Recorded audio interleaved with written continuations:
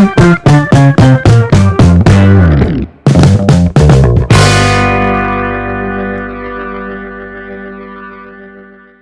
right, everybody, get ready for a wild ride, because today we're diving headfirst into a century absolutely bursting with change. It's a big one. It is. Nation building and reform from 1700 to 1900.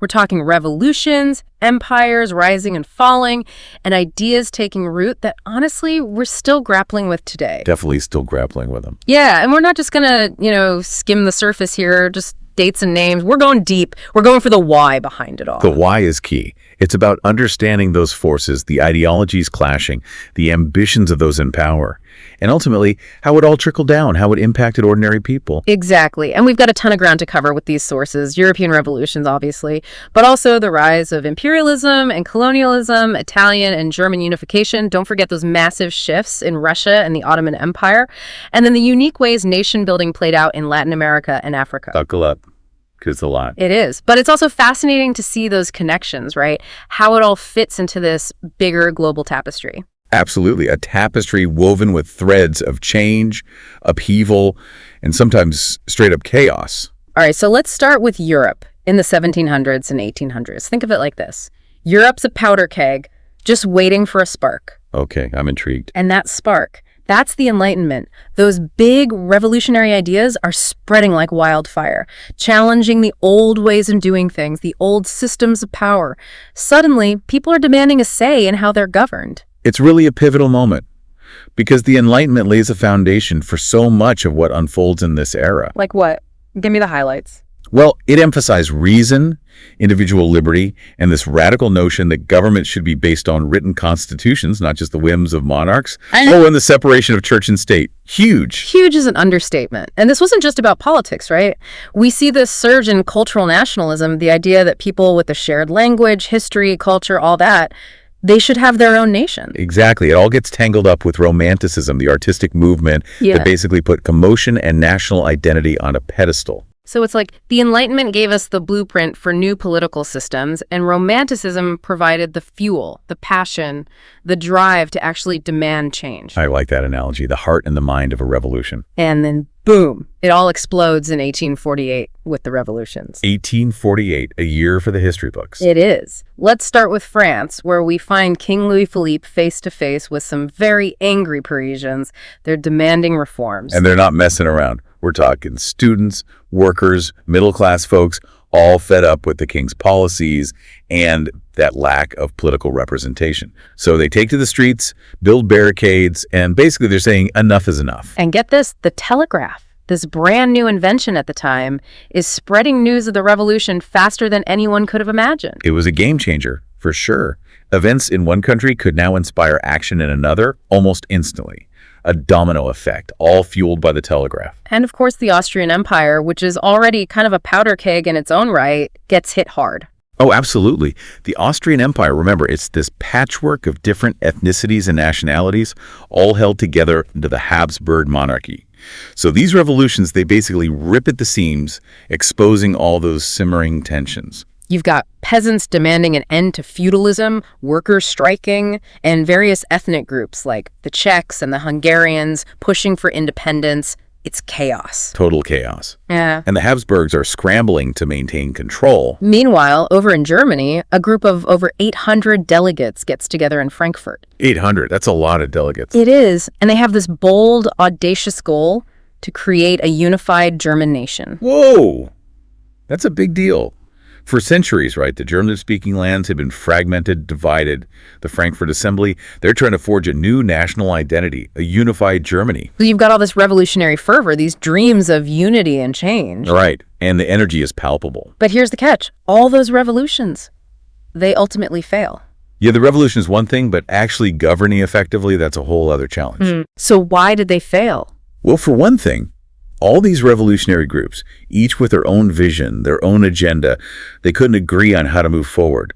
That lack of unity, it's a recipe for disaster. Yeah, and we see that play out in France, right?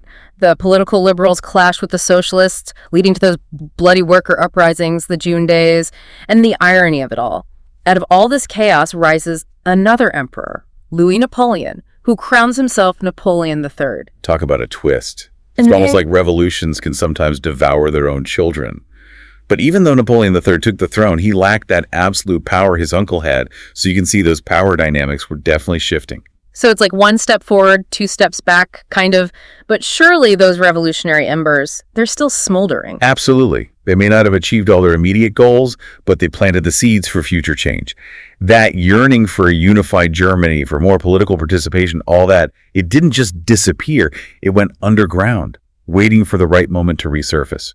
Okay, so while Europe's going through all this upheaval, another force is taking shape on the global stage. Imperialism and colonialism. Right, and in the simplest terms, imperialism is basically one country throwing its weight around to control other regions. So it could be through military conquest, right? Or through diplomatic pressure, economic leverage, all that. Exactly, and the goal is always to exploit the resources and people of those conquered lands. And this isn't anything new, by the way. We're talking the Roman Empire, the Greeks even earlier. So colonialism, that's like taking imperialism to the next level. Not just conquering, but setting up shop, controlling the economy, and often imposing your culture and way of life on the people you've conquered. Precisely. European rulers, they didn't just see colonies as moneymakers. They saw them as extensions of their empires, places to spread their culture, their religion, and to exert their dominance on the world stage. And it's a whole system, right? It's built on extracting raw materials from those colonies, shipping them back to the home country to be processed and manufactured, then selling them right back to the colonists at a profit. And it's important to remember that human cost, too. We're not just talking about profits and goods here. Colonies were often used as dumping grounds for unwanted populations, criminals, debtors. And for indigenous people, it meant exploitation, oppression, and sometimes even genocide. It's a dark side of history that can't be ignored. But it wasn't all one-sided, right? Right. Because starting in the late 1700s, we see those colonies starting to fight back. Think about the 13 British colonies in North America, their fight for independence. And then there's Haiti's revolution, absolutely groundbreaking. Absolutely. These are watershed moments, right? They show that people eventually get tired of being exploited and controlled, and they're willing to fight for their freedom. And what's fascinating is that some of those newly independent nations, they turn around and become imperial powers themselves. Like the United States, for example. It becomes this complex cycle of power and domination. It's cyclical. And to understand the mindset behind colonialism, let's look at this guy, Richard Hakluyt. He was an English writer who was a huge advocate for colonization. He believed that English colonies should be like mini Englands, spreading English culture and religion around the world. So Hakluyt's ideas, they were incredibly influential. They really give us a window into those motivations behind this era of global expansion. Now, shifting gears a bit, let's picture Italy.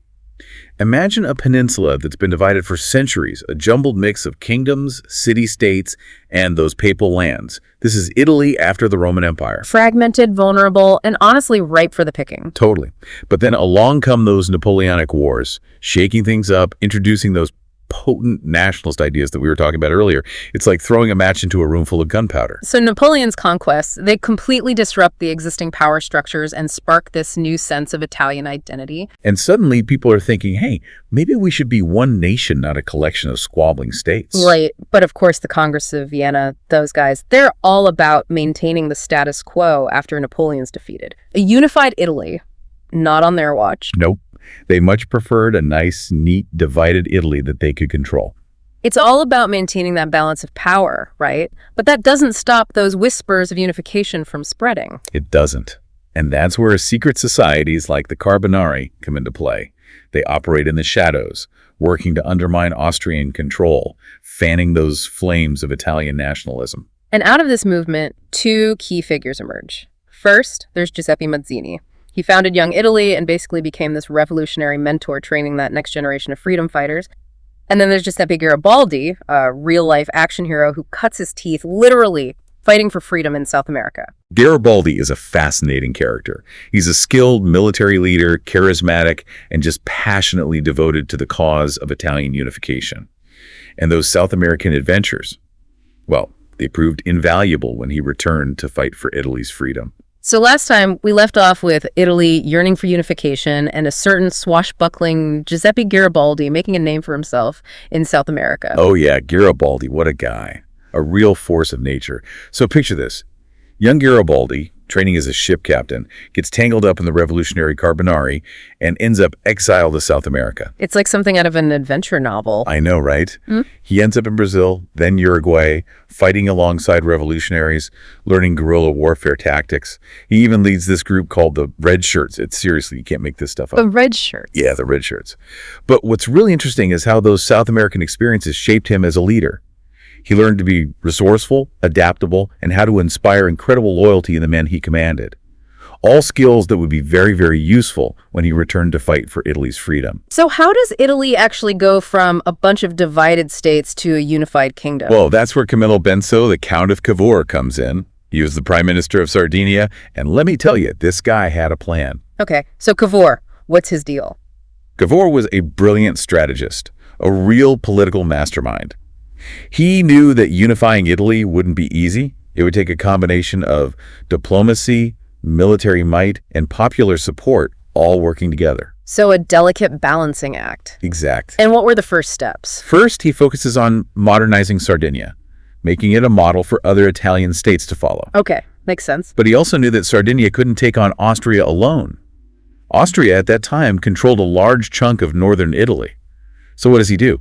He forges this strategic alliance with France. With France. Yeah. Napoleon III, he was eager to expand French influence in Italy, so he agrees to back Sardinia in a war against Austria. Ah, so it's all coming together. It is. So 1859, the war is on. Sardinian and French forces clash with the Austrians, and after some pretty intense battles, they managed to gain some territory. But it wasn't just traditional armies involved, remember? You're talking about Garibaldi and those red shirts. Of course. Yeah. Garibaldi and his red shirts. They play a crucial role, capturing Sicily and Naples with their daring guerrilla tactics. Those guys were like the special forces of the unification movement. Exactly. It was straight out of a movie. Garibaldi, the people's hero, leading his volunteer army to victory. Talk about igniting that fire of Italian nationalism. It's an incredible story. And while Garibaldi's off winning battles, Cavour's working behind the scenes. Oh, for sure. He was a master diplomat, negotiating with other European powers, making sure Sardinia's gains are recognized. It was a delicate balancing act, but he pulled it off. So how does it all end? Well, in 1861, Victor Emmanuel II, who was the king of Sardinia, is declared king of Italy. Centuries of division are finally coming to an end. Wow, what a moment. It really is a testament to the power of nationalism, strategic alliances, and some truly remarkable leadership. Definitely. But was that it? Was Italy fully unified at that point? Not quite yet. It took a few more years for the Kingdom of Italy to fully solidify. They gained Venice after the Austro-Prussian War, and finally Rome was annexed in 1870. Finally, the entire Italian peninsula was unified. So after centuries of division, Italy is finally whole again. It's a remarkable story. Now, let's hop over to Germany because we see a similar story unfolding there. Like Italy, Germany was a patchwork of separate states, each with its own ruler and agenda. But again, that desire for unification was growing stronger, fueled by that shared language, culture, and that rising tide of nationalism that we've been talking about. And those 1848 revolutions, they played a role here too, right? They did. Remember that Frankfurt Assembly? Trying and failing to create a unified Germany? They might not have succeeded, but they definitely kept that dream alive. So who picks up the torch? That would be Otto von Bismarck, the Prussian prime minister. He's really the mastermind behind German unification, a brilliant strategist and a master of realpolitik. Realpolitik. Refresh my memory. What is that again? It's basically politics based on pragmatism and power, not on lofty ideals. Bismarck was all about getting things done, whatever it took. He sounds ruthless. He could be, but he was also incredibly effective. He was like a chess grandmaster, always thinking several moves ahead, manipulating events to achieve his goals. And his ultimate goal was a unified Germany, with Prussia at the helm. Exactly. Bismarck understood that unifying Germany would require blood and iron, as he famously said, meaning military strength and a willingness to use force. He was not afraid to start wars to get what he wanted. And he wasn't kidding. Not at all. First, he teams up with Austria against Denmark. Then he turns around and fights a war against Austria, grabbing several German states in the process. The guy was playing both sides. It's brilliant in a Machiavellian kind of way. Yeah. So his strategy was all about gradually uniting those German states under Prussian control. Exactly. Eliminate your rivals, consolidate your power. That was the game plan. Brutal, but effective. And it worked. By 1867, he had created the North German Confederation, uniting many of the German states under Prussian leadership. But he wasn't done yet, was he? Not even close. He knew that France was a major obstacle to a fully unified Germany. And that's where the Franco-Prussian War comes in, 1870. 1870 to 1871, yeah. And being the master strategist he was, Bismarck cleverly provokes that war with France.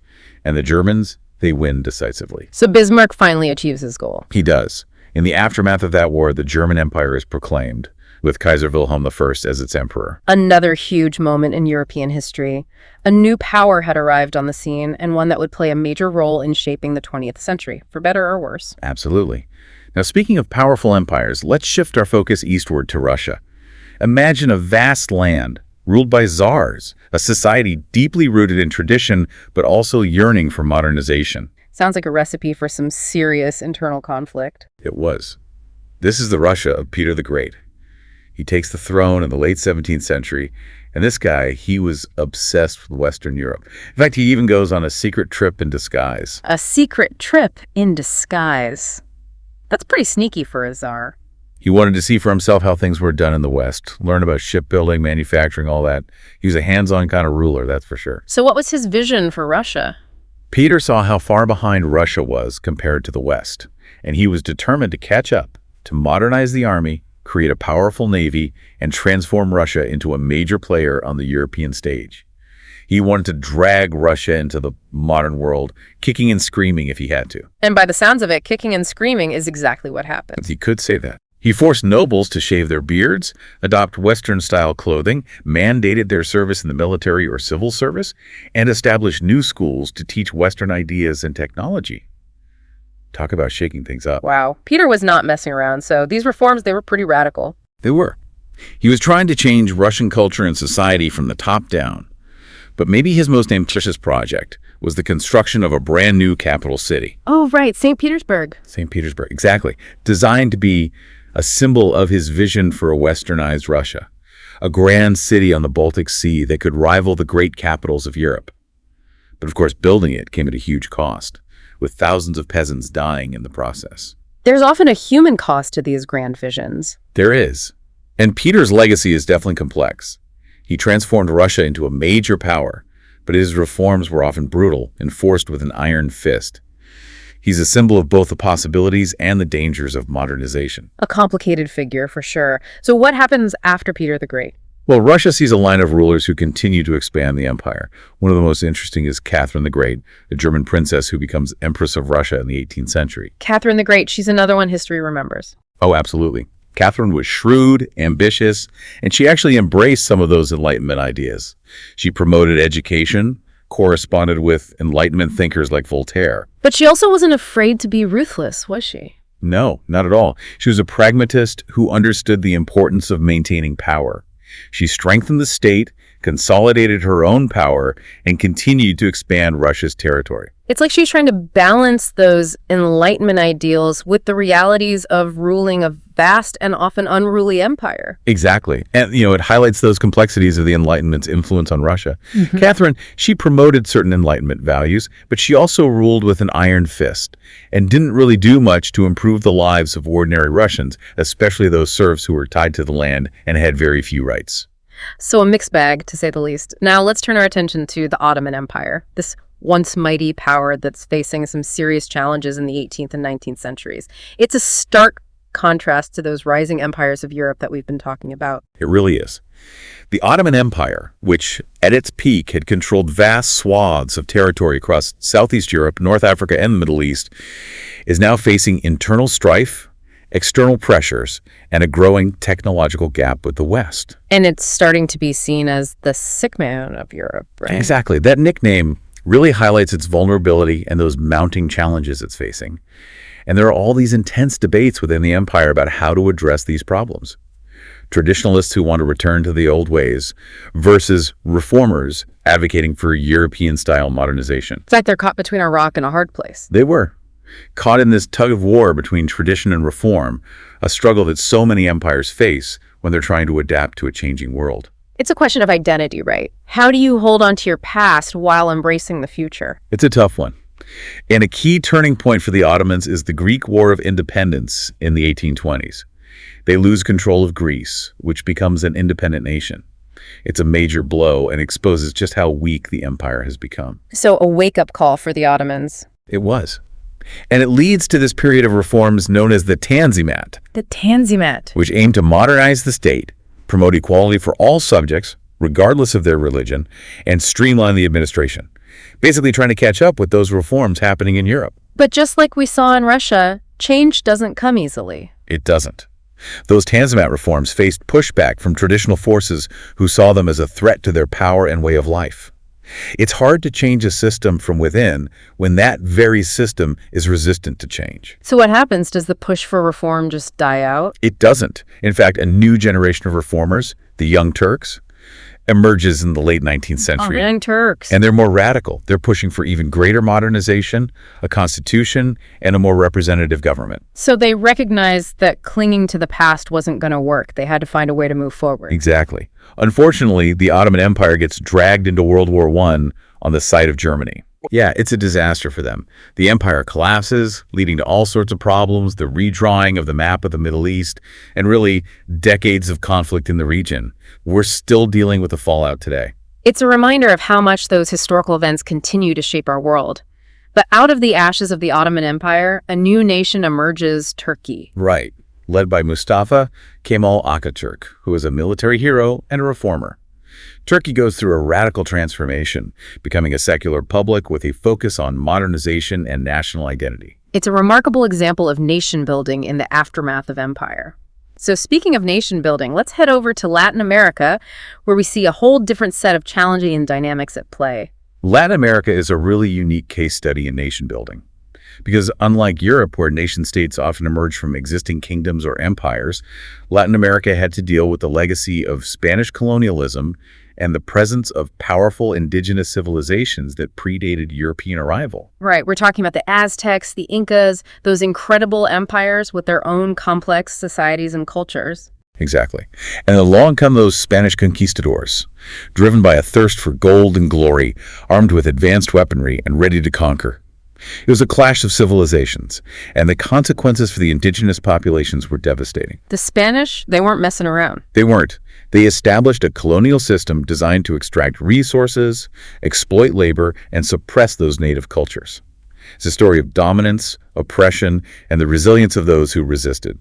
So how did that Spanish colonial system actually work? Well, it was built on this rigid hierarchy, with Spanish-born peninsulars at the top, followed by Creoles, who were Spaniards born in the Americas, and then mestizos, of mixed Spanish and indigenous ancestry.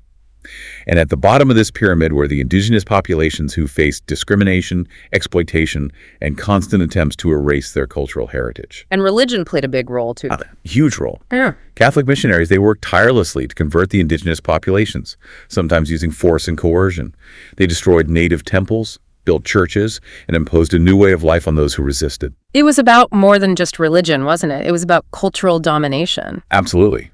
The Spanish, they saw Catholicism as a tool to legitimize their rule and maintain control. It was about imposing their beliefs and values on those they had conquered.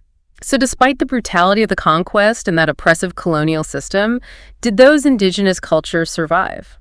They did. In fact, Latin American culture emerged as this vibrant blend of Spanish and indigenous influences. It's a testament to the resilience and adaptability of the people, their ability to preserve their heritage while also incorporating those new elements. That cultural blending is still a defining characteristic of Latin American identity today. Absolutely. We see it in the art, the music, the food, the languages. It's a reminder that even under the most oppressive circumstances, culture finds a way to survive and evolve. It's an inspiring thought. So how does Latin America eventually break free from Spanish rule? Well, that desire for independence grows over time. Latin American elites, they're inspired by the Enlightenment, the revolutions in North America and in France. They start to realize that self-determination is worth fighting for. And they find leaders, right? People like Simon Bolivar. Simon Bolivar, Yeah. José San Martín. These are the figures that emerge as leaders of those independence movements. Charismatic figures who mobilized popular support and fought for their right to be free from Spanish control. It was a long and bloody struggle. It was, but by the 1820s, most of Latin America had achieved independence from Spain. It's a new era, full of promise and potential, but also fraught with challenges. Because I imagine that transition to independence wasn't easy. It wasn't. Many of those newly independent nations faced internal divisions, political instability, and all sorts of economic challenges. And that legacy of colonialism will cast a long shadow. And those promises of equality and liberty, they weren't always realized for everyone, right? Unfortunately not.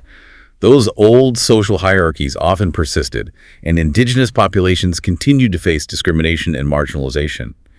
It highlights those complexities of nation building and the fact that achieving true equality and justice after colonial rule is a long and difficult process. It's a good reminder that freedom is an ongoing struggle, not just a destination. Well said. Now, for our final stop, let's journey to Africa, a continent with a rich and diverse history that's too often overshadowed by the tragedy of the transatlantic slave trade. It's a part of history that can be really hard to grapple with. It is. But before the arrival of Europeans, Africa was this incredibly diverse place, a tapestry of empires, kingdoms, city-states, and cultures. And we have to remember that Africa's history is much more than just a story of victimhood. It's a story of innovation, resilience, and cultural richness. Absolutely. But we also have to acknowledge those complex dynamics at play, including the role that some African rulers and merchants played in the slave trade. So it wasn't as simple as Europeans coming in and just taking people. It wasn't. There were alliances. There were African leaders who participated in the capture and sale of enslaved people. They profited from the system. It's an uncomfortable truth, but it's essential to understanding the full picture. History is rarely simple or straightforward. It's filled with those nuances and contradictions that can challenge our assumptions. Exactly. One of the regions most deeply impacted by the slave trade was West Africa. Powerful kingdoms like Oyo, Asante, and Dahomey, they emerged as major players in the transatlantic slave trade. They captured and sold enslaved people to European traders, often in exchange for firearms and other goods. So their involvement in the slave trade actually changed the power dynamics within the region. It did.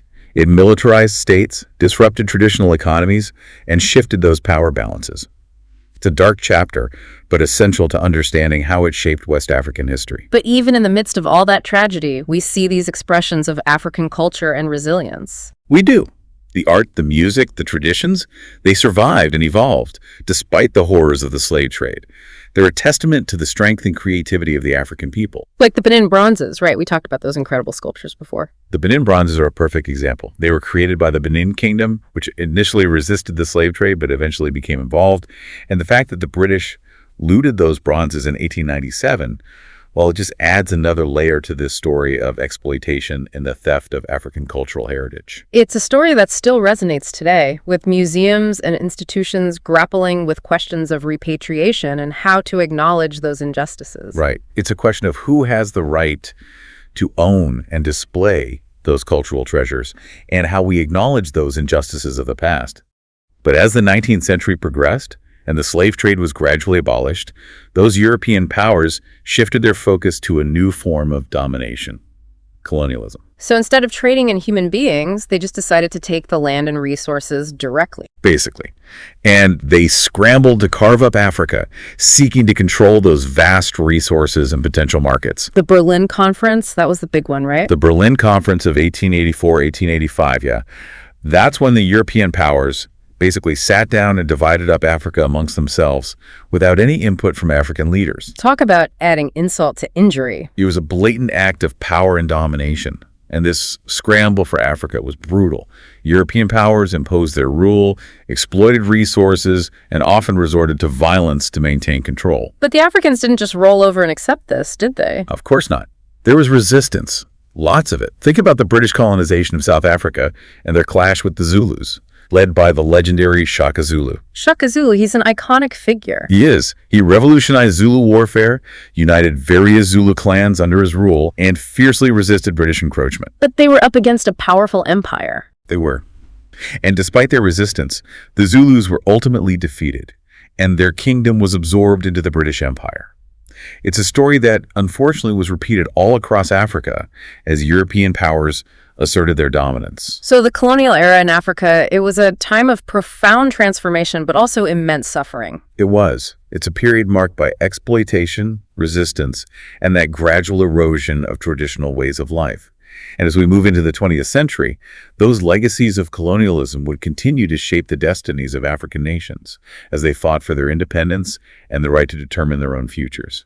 It's a story that, in many ways, is still being written. Man, what a journey. From revolutions in Europe to empires rising and falling, it feels like we've barely scratched the surface of this incredible period in history. I know, right? 1700 to 1900, it was a century of massive change, a time when the world was really reshaped.